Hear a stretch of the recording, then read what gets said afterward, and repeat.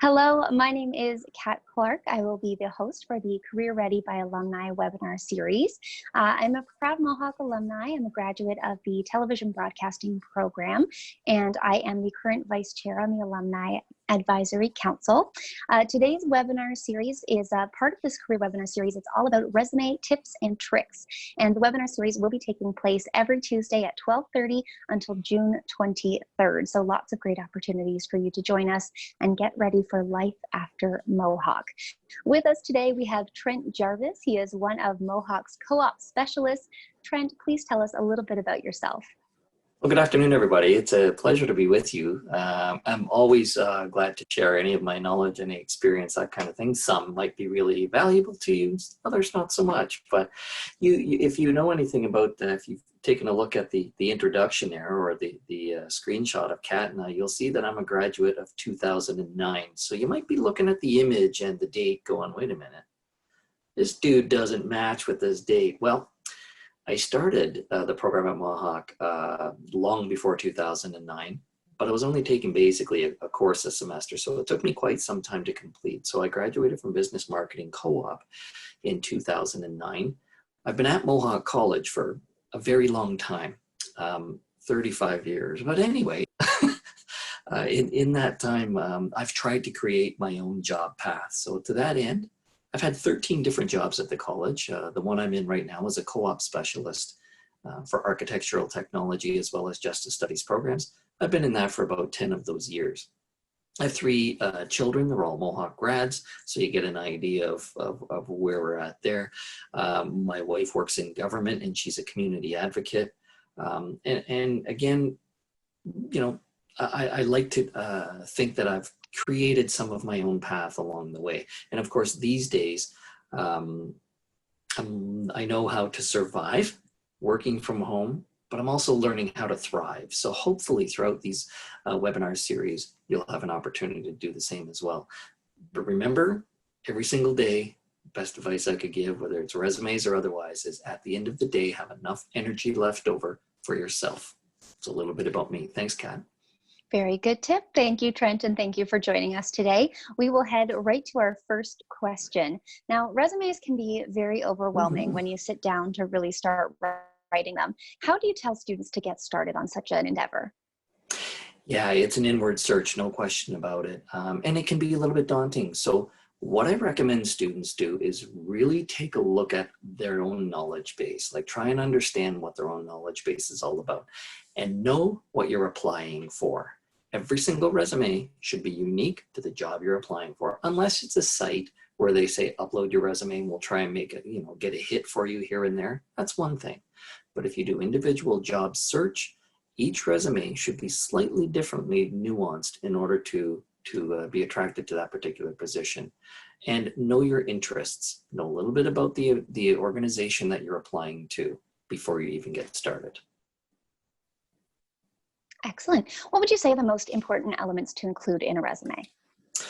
There's lots of elements to include in a resume. Number one, if you see that the employer is trying to understand what your educational level is, then you're going to want to emphasize that. And inside that educational level, that's where you can actually include your skills. For example, if you're in a laboratory or if you're in a television broadcasting studio, what are your technical skills? And make that a focus of your resume. So to that end, some of the most important elements include, number one, your skills. The employer may or may not know that you're already a Mohawk grad or a Mohawk student just by how you've recorded it on your resume. But understand for yourself, are you qualified for the position? You're wasting your time if you're applying for a position that you know you're not necessarily qualified for. As long as you understand that the employer, it could be a shot in the dark, go for it. It may work out for you. Good to know. Now, a lot of students, we were told along our path of Mohawk College that education wasn't the only thing we should be including on our resumes. We were always told to get involved on campus, whether through athletics or student leadership.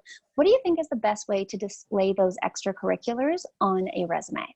Yeah, great question. I'll tell you, Lots of employers are looking for that these days. They want to know, what else have you done besides go to school and maybe work your part-time job, right? Lots of us have additional responsibilities. We may have dependents. We may be looking after parents, grandparents, children, brothers, sisters, whatever the case may be. But what I do recommend is that you have a specific section on your resume that talks about either your community involvement. You can, your header might be community involvement, community participation, community contribution. There's another one. So when we use the word community, that could be the student community at Mohawk College, if you were part of the Student Union Corporation, if you started a club, whatever the case may be. So the word community is all encompassing, and you can make it whatever you want. But I can tell you right now, employers are going to want to know, what did you do differently during the pandemic crisis? They're going to want to know you did something other than keep up with your homework, because they're assuming that you have more flexibility in your time and that you can take something else on. That might be, being involved in assisting your peers, just with discussions, or maybe with some homework, or as a tutor, or, those kinds of things. So those are some of the things I'm recommending in terms of community contribution. Be specific about it. Excellent. And speaking of being specific, you talked a little bit about tailoring your resume for particular jobs. How do you go about doing that? Is there certain word choices you should be using, or phrases from the job posting perhaps? Yeah, I mean, the first thing I recommend to anybody is to take a look at the job description, see if there's any verbs in there. If there are verbs in there, there should be verbs in your resume, right? Those are action words. They want to know that the skills that you have and the experience that you have relate to their job posting. So many of you right now, lots of applicants to jobs, think, for example, that, okay, well, right now I'm working in the food industry. I work in a restaurant, or, at Home Depot, or Home Outfitters, whatever the case may be. How does that relate to a lab job for chemical engineering, for example? Well, some might say it doesn't. It does. It does. When you're talking about the food industry and quality control and timing and temperature and perfection in service delivery and that kind of thing, that is immediately transferable to any other job that's out there. So what I'm suggesting that you do is look for the action items in a job description or a job posting, relate it to your own experience, and demonstrate it on your resume with a bullet or two how you have that experience. It's in a different industry, but it's transferable. Terrific. Is there a particular format or layout that you feel works best for a resume? I've seen all kinds. No. and I'll tell you, white space is good. Lots of applicants might think I have to get as much information as I can in this particular resume, but from the reader's perspective and from Universal Design for Learning perspective and AODA perspective, you need to be able to write your resume so that there is appropriate spacing, so that it's pleasing to the eye for the reader. It's an interesting thing. Lots of employers these days have resume software. And so for you to, cram all your resume together or not, whatever format you have, they put it through their software to catch the key phrases and so on, to see if you are a candidate they should have in the pile A or for pile B.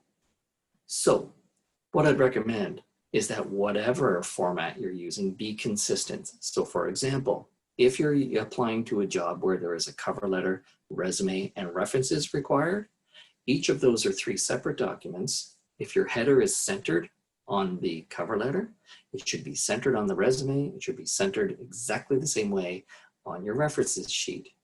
Similarly, your headings and subheadings, same size font, same style font, and so on. For you to start mixing and matching looks inconsistent. And when you say in your resume that you pay attention to detail, the reader is going to know very quickly that you're not, because you have a variety of too much of a variety of fonts and styles and that type of thing. So spacing, headings, and above all, spelling and grammar. Make sure that is correct, hands down. It's an easy way for them to discount you if it's not correct. Very good point. Now you brought up a good bit there when you talked about cover letters. Now, if a job posting doesn't ask for a cover letter, they simply just ask for a resume, should you still include one? My advice on this has always been follow the instructions. They're asking for a resume. That's what they're looking for.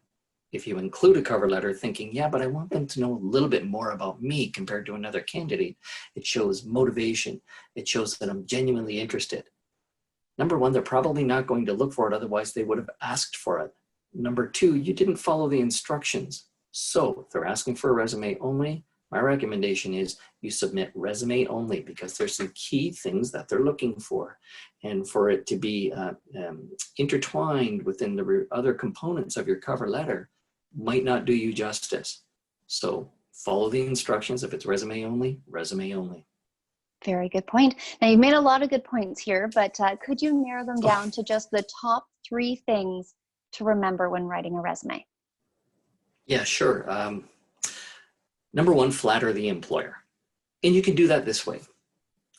For every job you're applying to, it's going to be important for you to understand what that organization is all about.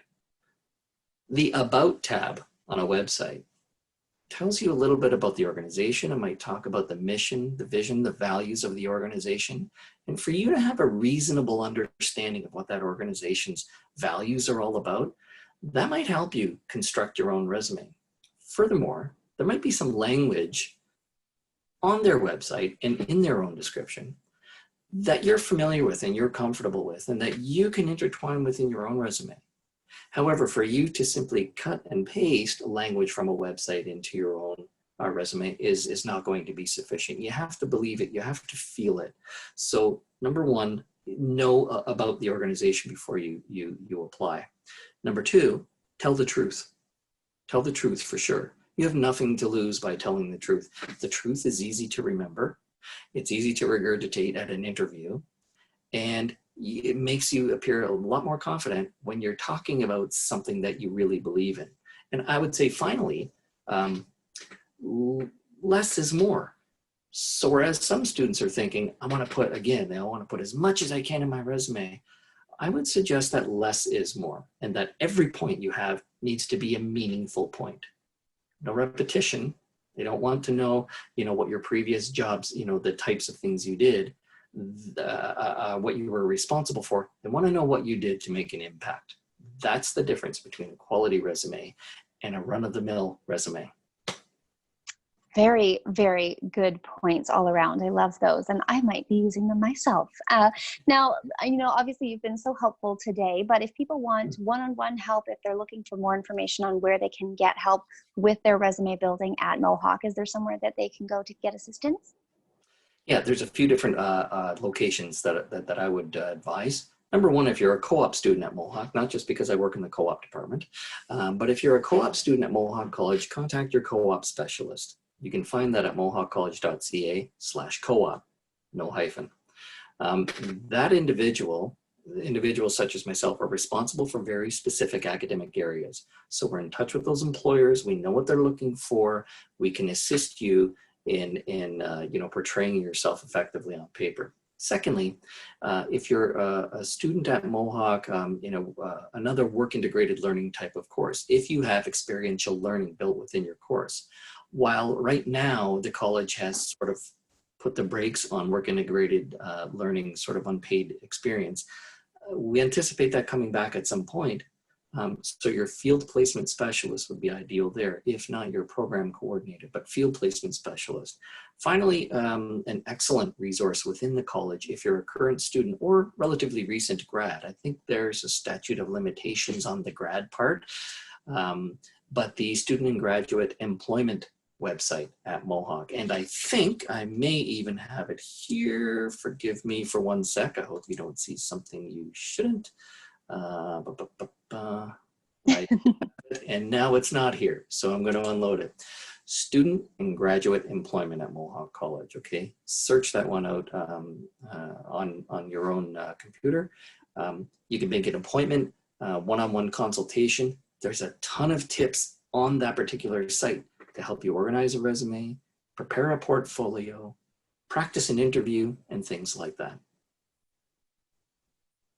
Terrific. And we're going to make it one step easier for you. We're actually going to share that link to student and Wonderful. graduate employment right in the chat of this this conversation. So students, you can check that out. Lindsay from Alumni is going to share that in the chat for you now. And while you're in the chat checking out that link, you can also now pop on with your questions as well. If you have any questions for Trent that are resume or interview specific, you can definitely do that, and we'll get to some of your questions. And if you don't have any and you have some follow-up questions after the fact, you can always reach out to Alumni, and they'll be sure to put you in touch with either Trent or myself. Next week, our interview segment is going to be here Tuesday at 12:30. And obviously the next step after your resume is moving on to that interview. So it makes sense to get some interview intelligence. Now, this webinar is going to help you master the art of interviewing. It's in person and online, because these days many interviews will be just like this, Trent, and people will be, doing some interviews digitally in the future. So we're going to talk about some of those changes and some of the things you should keep in mind. Obviously, wearing a proper shirt. It doesn't matter what you've got on the bottom, but definitely wearing a proper shirt will come up. Your audio quality, your picture quality, things like that. We'll talk about some great ways to present yourself well for a digital interview and an in-person interview moving forward, as many of those in-person interactions will change in future due to everything that's going on in the world right now. We're also going to help you make the connection between the job description and some interview questions that may pop up, so you can prep yourself ahead of time. We will teach you how to learn some of the best practices and become more confident in presenting yourself in an interview. Topics will include how to dress, speak, what your background or virtual background should be, and so much more. For info on this and to sign up for next week's webinar series, you can visit mohawkcollege.ca/alumni. That is it for now. We have no other questions coming in the chat at this point. So Trent, I will say thank you very much for joining me today. It was great to hear from you, and you've shared some wonderful tips with our students. So thank you so much, everyone. We'll see you next Tuesday at 12:30 for the Interview Intelligence webinar series from Mohawk College Alumni. Thanks again.